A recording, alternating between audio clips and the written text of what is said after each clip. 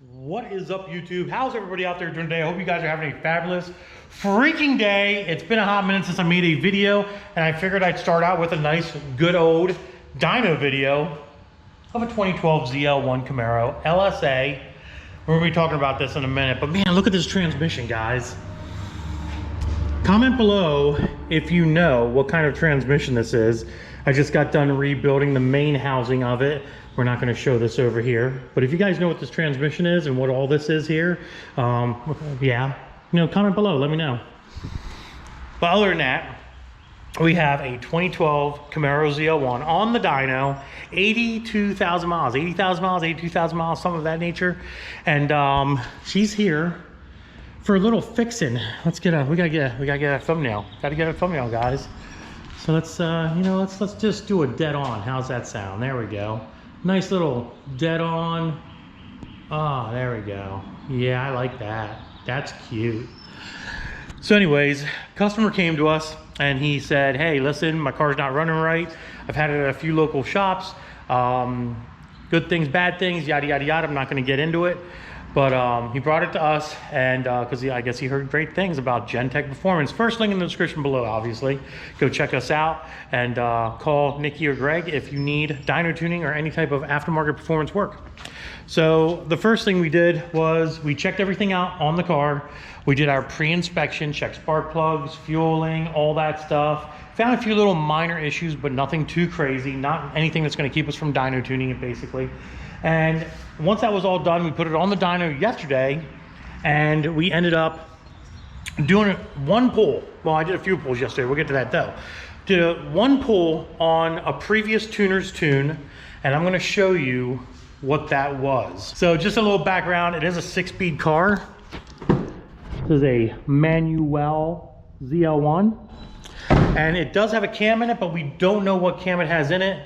It looks like it has ARP head bolts. I don't know if there's any head work done, and it does have a slightly smaller upper pulley. I'm thinking a 244 with a stock lower. It's pushing about 13 pounds of boost on the dyno right now, which on the street is probably going to push about 13 and a half, 14 maybe. Maybe, I don't know. It's hard to say. I've done a few of my little tricks and mods to it. But anyways, let's get to the dyno sheet, guys.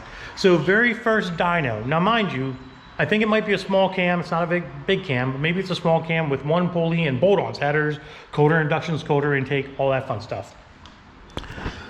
The car put down 539 horsepower, 567 foot-pounds of torque, and look how unbelievably non-linear this dyno air-fuel graph is. It dips way into, here we go, let's go down here. Dips into 10.4s. Now I am reading at the tailpipe, guys. I'm not reading up at the header, I'm reading at the tailpipe, so it's going to be about a half a point difference. But it was 10.4 there, which means it's running richer back here probably, or at the front. And then it slowly moves its way up to, 11, 10, 10.8. Then we pass the 11, 11.25, and then magically just keeps going up 11.8. Now this is where it gets kind of dangerous, guys. Now it only made power to 5,600 RPM, as you can see. So 11.9 is the absolute leanest I'd run these cars, these blower cars, these LSAs on pump gas. But now we're really kind of getting sketchy with going past the 12 limit, 12.3, 12.4, and at the very top, 12.50, 12.51 air fuel ratio at 6,800 RPM. And that was the very first pass just to kind of see what I was dealing with. And I did keep an eye on spark knock, and I kept an eye on the air fuel as fast as I could. Obviously, going through the pool, these things rev freaking fast. So after a few pulls yesterday, we made a little bit of a difference, a little bit of a difference.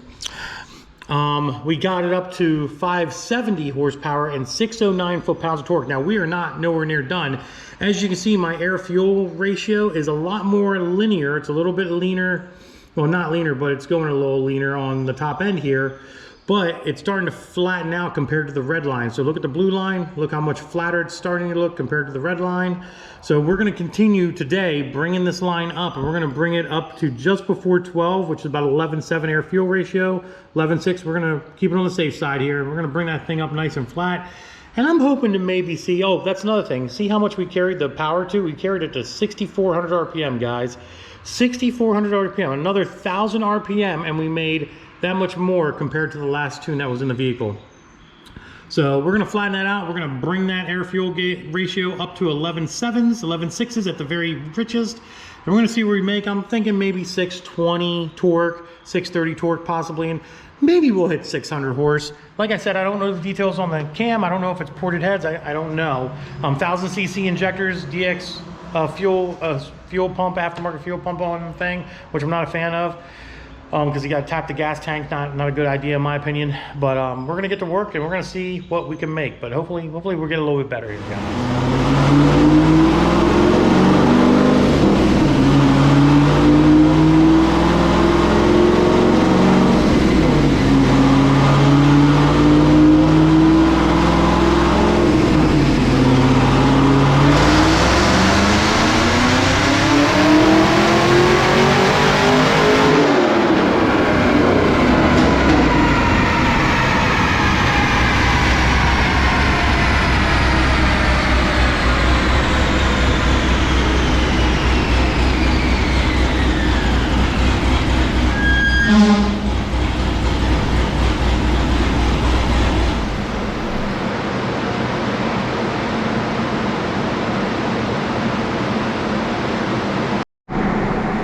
Alright guys, hey Connor, bye Connor, bye-bye.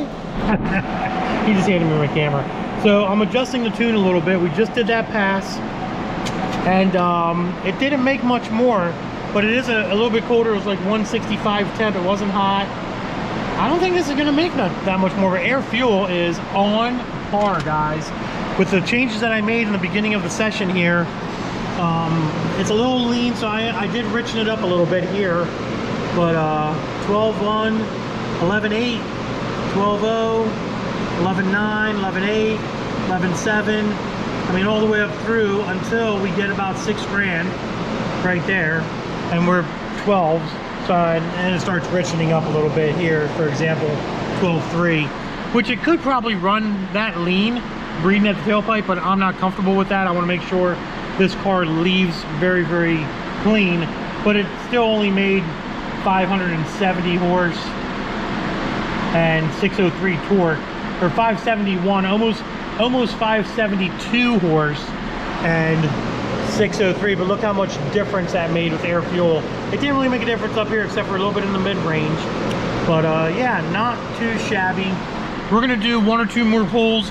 I did straighten out the top end. I just want to make sure it's right, and I did have like 0.3 of a spark knock at the top end, so I dumbed that down by 1 point just to cover my butt on that one. We don't like spark knock in boosted vehicles, guys. So not too shabby. I wish the numbers were a little bit higher, but at the end of the day, the numbers are the numbers, but the tune is safe and correct, and that's really the biggest thing I care about, honestly. But we're gonna do a few more pulls here and see what we got. Here we go.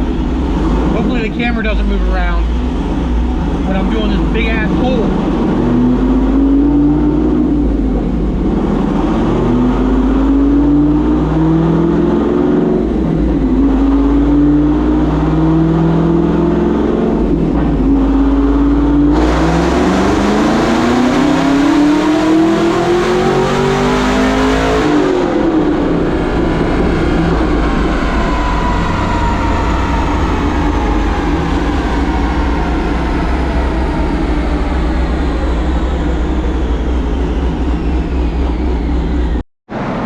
That pull not as successful, but air fuel did straighten out a good bit.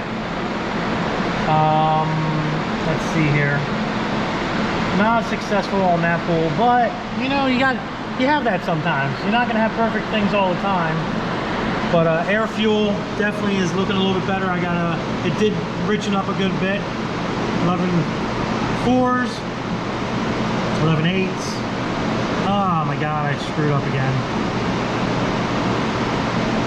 11.7s, 11.6s, 11.8s, 11.8s, 12.0 right at 63. I'm going to richen this up just a hair more, and then I think I'm gonna lean this out a little bit.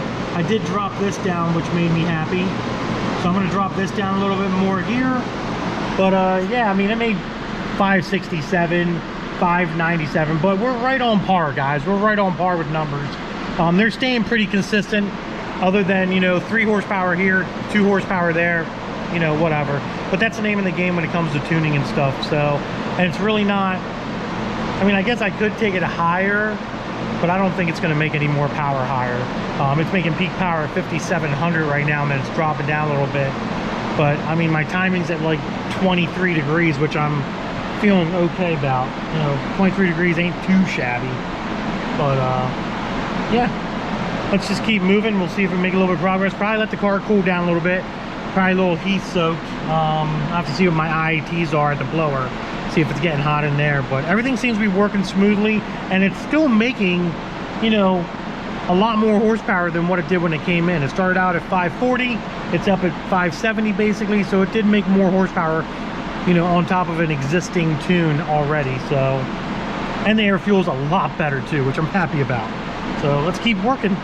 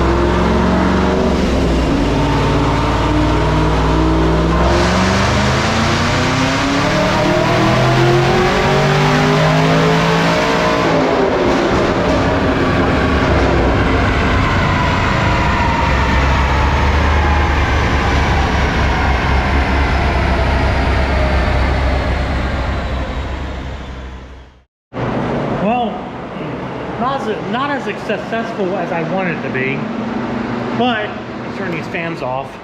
But it is safe. It is very, very safe.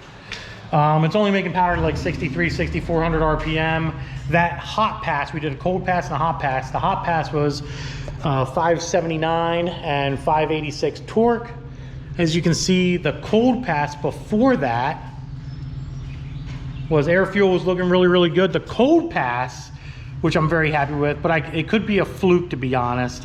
It says 597, 595. The 595 torque, I believe, but as you can see, it had a little bump at the top there, which probably gave it the 597. More realistically, I would say more realistically, horsepower is probably 573, as you can see at that flat spot there. 573 would be a more realistic number. So not knowing any details on the cam or anything of that nature, that was a good, successful cold and hot pass, and I like to do that on the dyno. I like to, you know, get it as cold as possible, get it in a closed loop, do a pull, and see what it makes. And then right after that pull, get it up to temp like 190. That was like 180, 185 temperature on that last pull.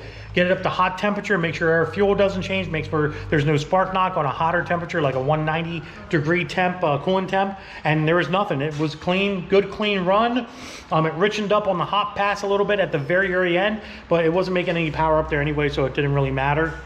I'm probably gonna lean it out just a hair, but we're not gonna do any more passes with this car. We've already done 9 passes with this car. So let's go in and see what it changed to. We'll use the last pass because I'll be honest with you, that's a more realistic pass.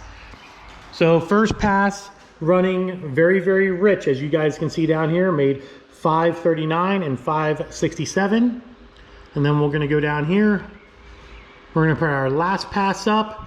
And our last pass, look at how well I got that air fuel. It's a little rich, a little lean in certain areas, but you're seeing a wider, you know, picture of that. The RPM went from 55 to 6,300 RPM for power. Nice and smooth across the board, little dip at the end here, but it picked up a lot of torque in the mid-range and a ton of power in the top end. As you can see, it definitely did it did really, really good, guys. I'm very, very happy with the way this turned out, with the way this dyno session went. Not making the power that I'm personally used to seeing on a dyno, but you know, for the most part, it did pretty good. I can't complain. Can't complain. All right, guys, car's off the lift. We're pretty much done here. We're gonna walk over on the other side of the shop here and see what's going on. I know you guys are probably looking for a little bit of an update. Actually, I'll show you the boss's Trans Am first. It's a little dirty. We're gonna have that thing on, a good old LT1. That's gonna be on the dyno here soon. And I gotta give a shout out to the guy that is helping us tune this, or not helping us tune this, but gave us the software to tune this. We'll talk about the Mustang in a second here. Calm down, everybody. But gotta give a shout out to LT Flash version 2. He sent this out to me, and this is the unbricker for LT and the cabling and stuff, and it's going to be freaking awesome to be able to tune the boss's Trans Am to make 195 horsepower at the wheels. It's going to be freaking amazing. My balls. All right, maybe we'll make 300. You know, there are some LT1 guys out there that are going to crucify you for that. Doubtful. Nobody with an LT watches my car unless it's like or nobody with an LT engine watches my channel unless it's a newer LT. Them old guys don't even know how to operate the internet. Yeah. Got a beautiful Mustang in the shop. It is, as far as no, it's not a real GT350, but it's pretty badass. We're doing a whole bunch of work to that as well.